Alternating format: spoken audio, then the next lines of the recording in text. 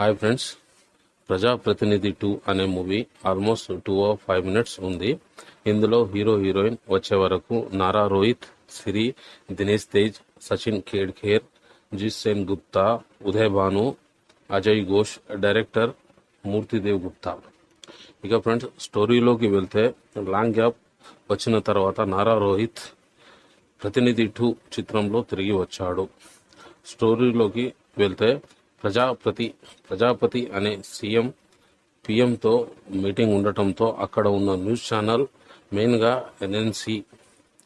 ఇక NNC news channel owner అయిన ఉదయ్ భాను ఈ ఎన్ఎన్సి న్యూస్ ఛానల్కి ఒక నిజాయితీ గల సీఈఓ అవసరమని చూడగా చేతన్ని నియమిస్తుంది.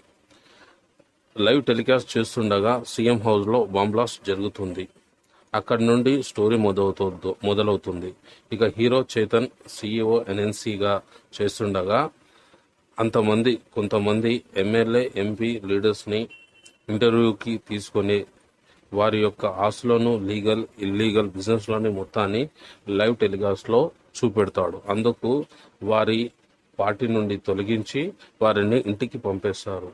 ఇక ఇవన్నీ జరుగుతుండగా చేతన్ను టార్గెట్ చేసి మిడ్నైట్లో ఒకసారి రోడ్డు మధ్యలో రౌడీలతో కొట్టిస్తారు.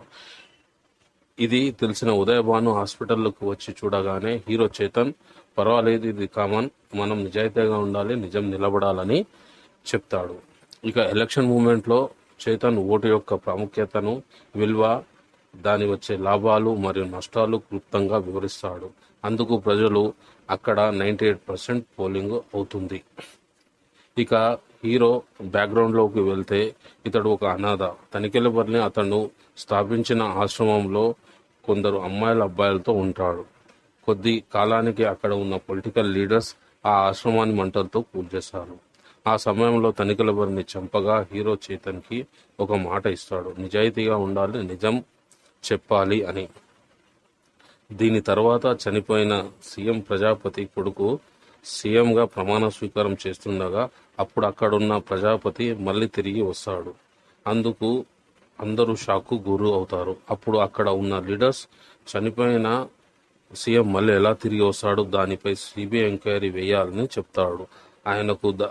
ఆయన దానికి సిబిఐ ఎంక్వైరీకి ఓకే అని చెప్తాడు. ఇక క్లైమాక్స్ వచ్చే వరకు ఫ్రెండ్స్, చేసేది మొత్తం హీరో అయినా సిబిఐ ఎంక్వైరీ ఎలా జరుగుతుంది, హీరో నిర్దోషిగా ఎలా మారుతాడు అని సినిమా ఫ్యామిలీతో చూడొచ్చు ఫ్రెండ్స్. ఇక నా ఛానల్, కొత్త ఛానల్ అయినా న్యూ తెలుగు మూవీ రివ్యూస్ని లైక్ చేసి సబ్స్క్రైబ్ చేయండి.